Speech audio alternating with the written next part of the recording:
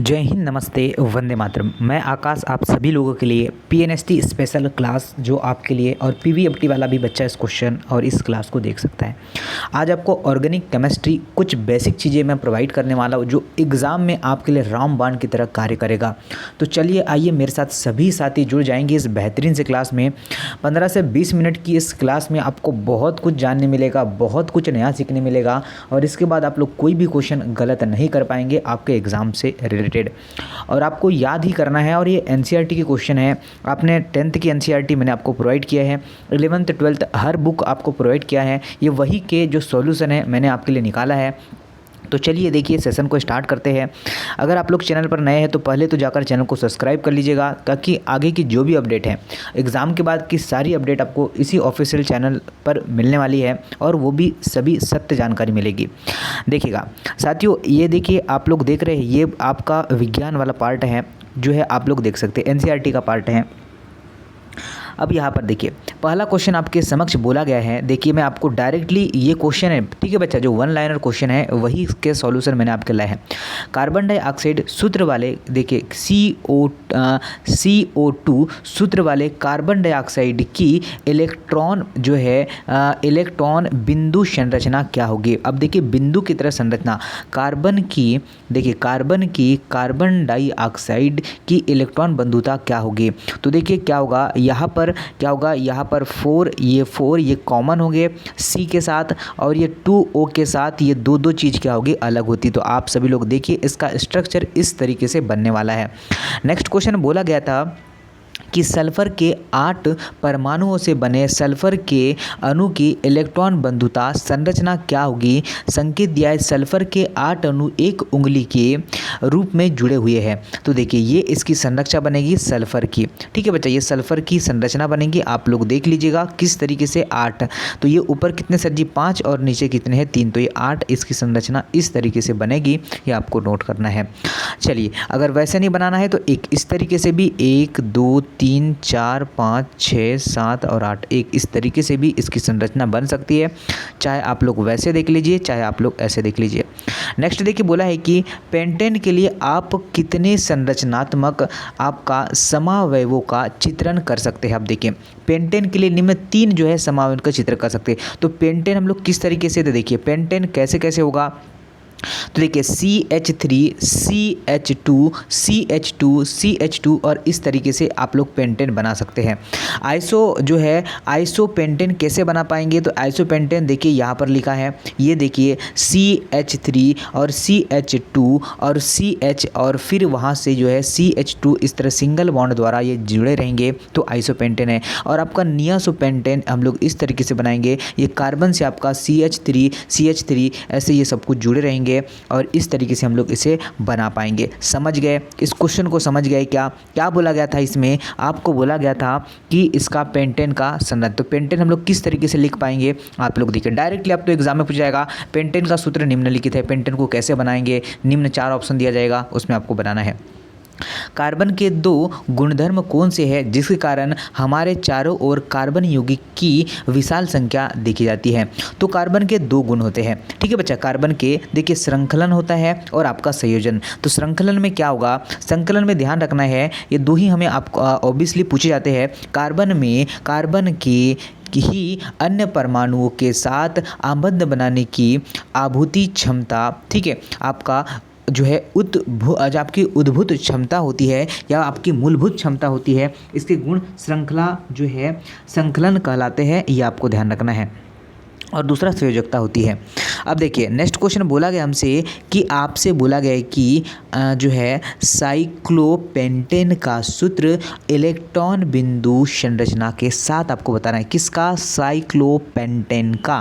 तो देखिए साइक्लोपेंटेन की बात करें तो C5H10 होता है। क्या होता है गाइस, C5H10 होता है। तो देखिए साइक्लोपेंटेन का इलेक्ट्रॉनिक बिंदु क्या होता है। तो अगर हम लोग बिंदु से बोला जाए तो आपके समक्ष 2 डायग्राम दिए हैं, इस तरीके से भी हम लोग इसे ज्ञात कर सकते हैं।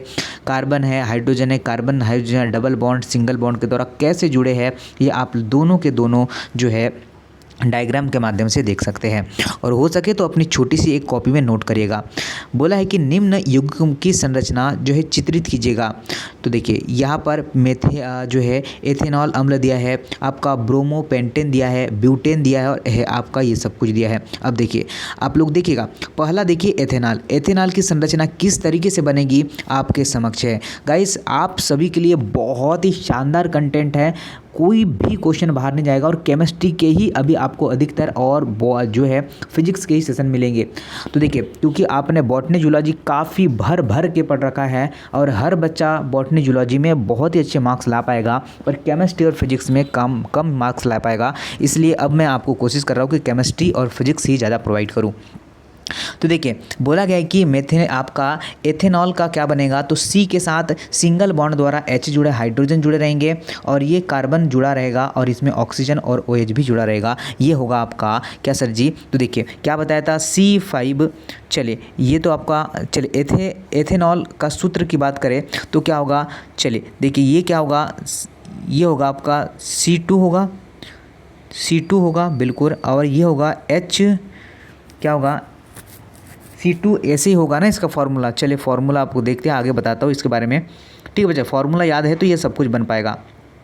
आगे देखिए आपको ब्रोमोपेंटेन का क्या बनेगा, तो ब्रोमोपेंटेन का भी आपके समक्ष है, क्या है, ब्रोमोपेंटेन भी आपके समक्ष है, इसका स्ट्रक्चर कैसा बनेगा। आगे देखिए आपका ब्यूटेनॉन, तो ब्यूटे जो है नॉन का भी यहाँ पर आप लोग देख सकते हैं, इस तरीके से इसकी संरचना बनेगी। और आपको हेक्सो जो है हेक्सेनॉल की संरचना आपके समक्ष है, आप लोग देख लीजिएगा आपके समक्ष है, और आप लोग को एक एक पॉइंट नोट करना है। अब देखिए यहाँ पर देखिए ब्रोमोपेंटेन की संरचना जो है समन्वय किस तरीके से बनेगा, तो ब्रोमो तो Br इस तरह से बनेगा, ब्रोमोपेंटेन की संरचनात्मक समय इस तरीके से बनेगा। तो ये आपके समक्ष है। देखिए निम्नलिखित समीकरण में से आपको पहचानना है कि कौन कौन से होते हैं। पहला जो दिया है देखिए इस तरीके से आएगा, ये आपको एग्जाम में ऐसे ही दिया रहेगा। ये बोलेगा कि पहचानिए क्या है, ऑप्शन नंबर बी पहचानिए क्या है, ऑप्शन नंबर सी पहचानिए क्या है, निम्नलिखित में दिया रहेगा। तो ब्रोमो एथेन, ठीक है बच्चा, CH3 CH2 और आपका Br, ये क्या है, ब्रोमो एथेन होता है। क्या होता है गाइस, ये ब्रोमो एथेन है।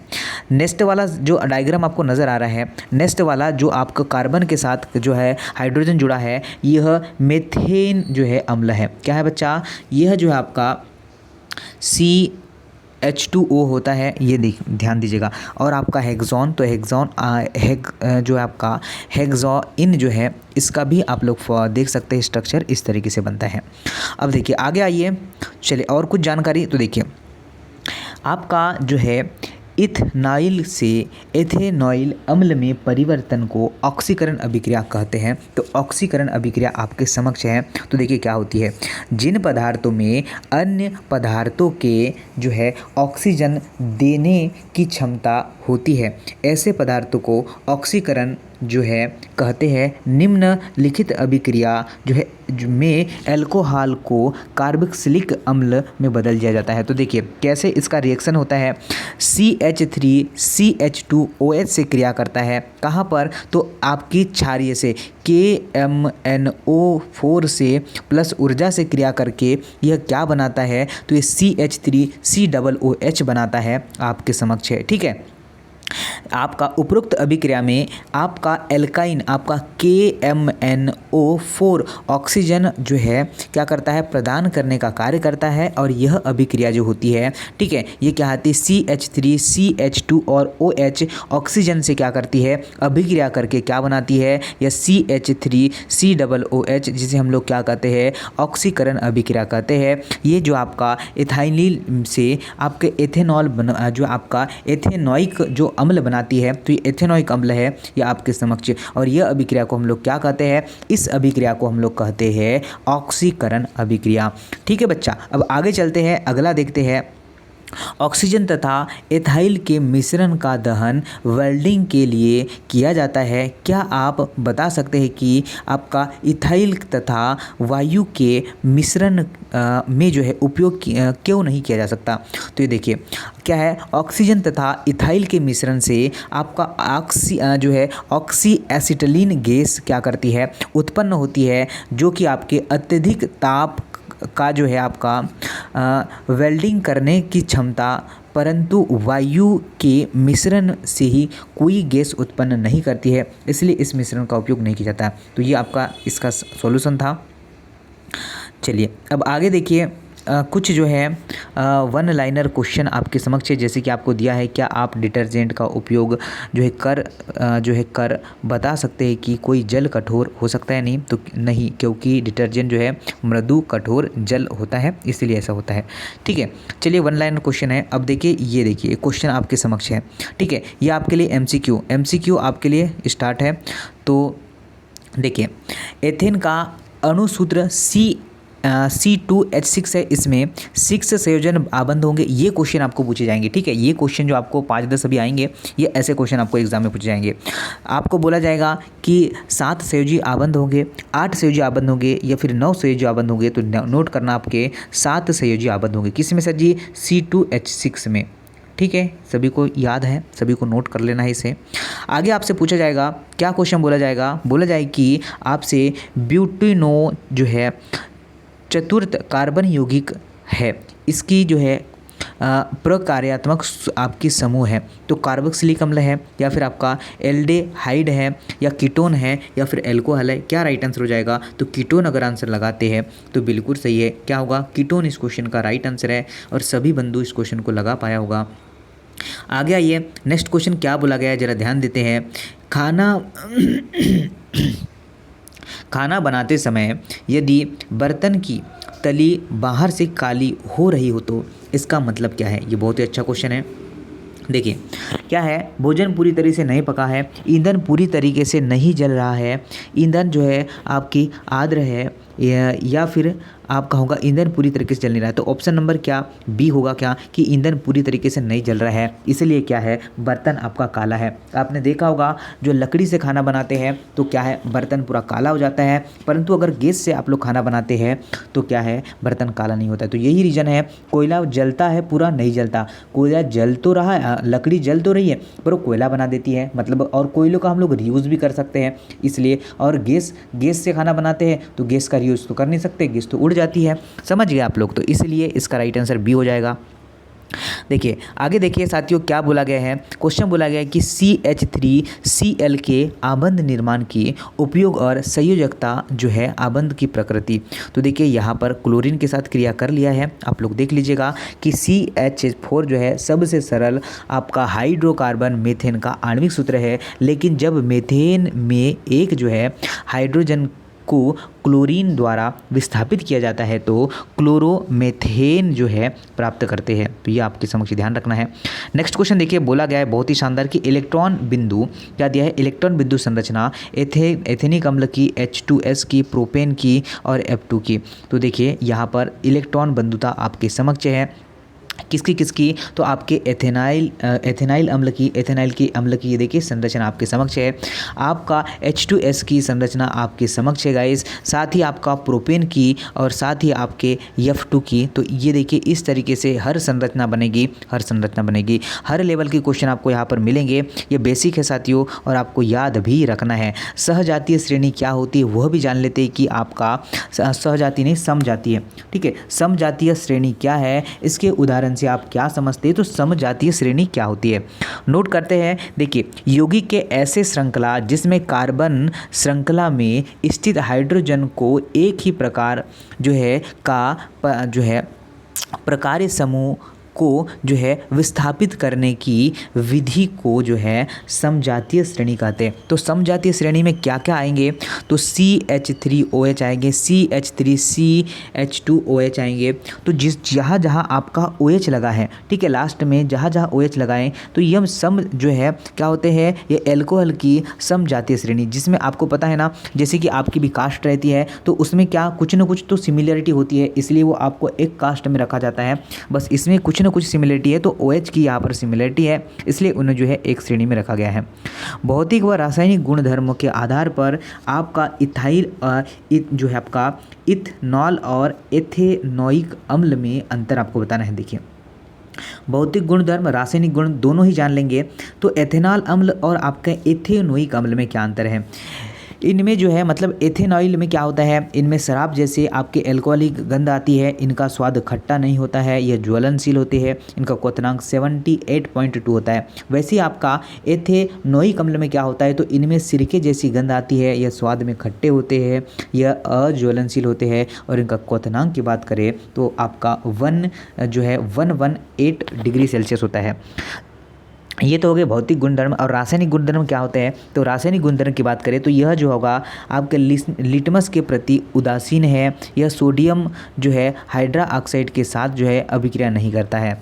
और साथ ही हमें ध्यान रखना है कि एल्कोहल क्या आपके एथेनोइक अम्ल क्या करता है, तो ये नीले लिटमस को लाल कर देता है और सोडियम हाइड्रा ऑक्साइड के साथ अभिक्रिया करके लवण और जल बना देता है, ये आपको ध्यान रखना है। ठीक है, चलिए आगे आते हैं। नेक्स्ट क्वेश्चन देखिए, बोला है कार्बन और उसके यौगिकों का उपयोग अधिकतर जो है अनुप्रयोग में ईंधन के रूप में किया जाता है। ये बिल्कुल सही है, ईंधन के रूप में किया जाता है। कार्बन के यौगिकों का प्रयोग ईंधन के रूप में इसलिए किया जाता है कि अधिकांश कार्बन यौगिक जो है को जलने पर हमें प्रचुर मात्रा में जो है ताप और साथ ही प्रकाश की प्राप्ति होती है, इसलिए ऐसा होता है। कठोर जल को साबुन से क्या करते हैं, उपचारित करने पर झाग का निर्माण होता है, इसे समझाइएगा। तो देखिए क्या होता है कि जब हम साथियों जहाँ ध्यान रखना है कि जब हम कठोर जल से साबुन मिलाते हैं तो साबुन जो है आपका मैग्नीशियम योम जो है कैल्शियम लवणों से क्या करती है, अभिक्रिया करता है और इससे जो है मुश्किल ही झाग जो है क्या करता है, उत्पन्न कर देता है। योम जो है यह जो है आपका अधुलनशील पदार्थ का निर्माण करता है, तो ये भी हमें ध्यान रखना है। चलिए देखिए, यदि आप लिटमस पत्र मतलब नीले लिटमस को लाल से साबुन की जांच करते हैं तो क्या अवक्षेप होगा, तो साबुन की लंबी हाइड्रोकार्बन श्रृंखला युक्त क्षार होता है जो कि लाल लिटमस पेपर को नीला कर देता है। साथियों ये थ्योरी मैं आपको क्यों करवा रहा हूँ, ठीक है, ताकि आपका बेस मजबूत हो और एग्ज़ाम में बेसिक ही आपका सिलेक्शन दिलवाता है। क्या कहा, क्वेश्चन रट्टा भी मार लेंगे ना, अगर नहीं आया क्वेश्चन तो आप कुछ नहीं कर पाएंगे, पर ये बेसिक चीज़ें अगर आपको याद है ना तो आप लोग कोई भी क्वेश्चन बना सकते हैं, ये आपको ध्यान रखना है। और सेशन अच्छा लगे तो लाइक ज़रूर करना है, बस लाइक चाहिए गाइस, ताकि जो है मुझे थोड़ा मोटिवेशन मिल सके। हाइड्रो जो है जनीकरण क्या होता है, तो देखिए असंतृप्त हाइड्रोकार्बन को जो है आपका पेडेलियम अथवा जो है निकेल जैसे उत्प्रेरक की उपस्थिति में हाइड्रोजन गैस जो है आपके गुजर कर संतृप्त हाइड्रोकार्बन बनाते हैं और हाइड्रोनीकरण करते हैं। इसे जो है आपको निकला हुआ है, ये देखिए यहाँ पर दोनों के दोनों डायग्राम आपके समक्ष है।